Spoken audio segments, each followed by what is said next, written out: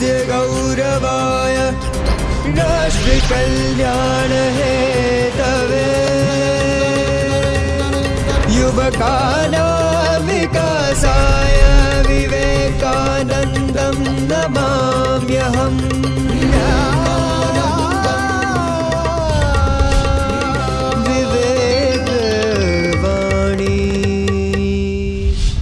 સ્વામી વિવેકાનંદ કહે છે કે યુવાનો મર્દ બનો, હું કાયરતાને ધિક્કારું છું જેના આધારે મનુષ્ય બેઠો થાય છે અને કામ કરે છે। એ શું છે? તે છે શક્તિ। શક્તિની આરાધના કરો। ઉઠો ઉઠો મારા નવયુવકો, સૂર્યોદય થવાની તૈયારી છે। તમારા સર્વશક્તિમાન સ્વભાવને તમારી મદદે બોલાવો, વીરતા બતાવો અને સાથે જ આખું વિશ્વ તમારા ચરણમાં આળોટશે। વિવેકથી વિકાસ। કોઈ પણ રાષ્ટ્ર, પ્રદેશ કે રાજ્યની વિકાસ યાત્રાના પાયામાં યુવા શક્તિ રહેલી છે।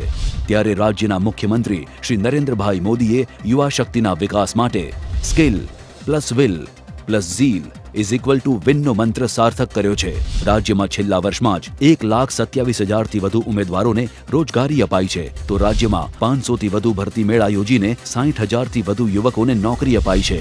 ભૂતકાળમાં 40 વર્ષોમાં નોકરીની જેટલી તકો ઉપલબ્ધ થઈ છે તેના કરતાં અનેક ગણી તકો છેલ્લા 10 વર્ષમાં ઊભી થઈ છે। કેન્દ્ર સરકારના જ એક અહેવાલ મુજબ ગુજરાત છેલ્લા 7 વર્ષથી રોજગારી આપવામાં સરેરાશ 59% સાથે દેશમાં પ્રથમ છે। તો એમ્પાવર યોજના હેઠળ રાજ્યના દરેક તાલુકામાં 1,000 યુવાનોને 50 કલાકના BCC કમ્પ્યુટર કોર્સના માધ્યમથી તાલીમબદ્ધ કરવામાં આવશે। રમતગમત ક્ષેત્રે યુવાનોની પ્રતિભા બહાર લાવવા યોજાયેલા ખેલ મહાકુંભમાં 18,25,000 જેટલા ખેલાડીઓએ ભાગ લીધો હતો, તો ગ્રામીણ રમતોત્સવમાં 34,000 ખેલાડીઓએ ભાગ લીધો।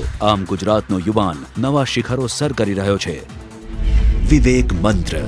ભારત સરકારે અહેવાલ બહાર પાડ્યો છે, સમગ્ર દેશમાં વધુમાં વધુ રોજગારી કોઈ આપી હોય તો ગુજરાત રાજ્ય આપે। નવજવાનને રોજગાર મળે છે। હવે સમગ્ર દેશમાં વધુમાં વધુ તો ખરી, પણ કેટલી? સમગ્ર દેશમાં જે રોજગાર અપાણા છે એમાંથી 72% એકલા ગુજરાતમાં, 28%માં આખો હિન્દુસ્તાન। આ વિચાર કરો મિત્રો, કેટલી જબરદસ્ત પ્રગતિ હોય ત્યારે આ સ્થિતિ આવતી હોય છે। અને મારે માન ગુજરાતનો વિકાસ એ પણ ભારત માતાની સેવા જ છે। મારા ગુજરાતના માનવીને રોજગાર મળે એ હિન્દુસ્તાનની સેવા છે। આ ભારત માતાની સેવા કરવા માટે ગુજરાતનો વિકાસ એ મંત્ર લઈને આપણે આગળ વધી રહ્યા છીએ।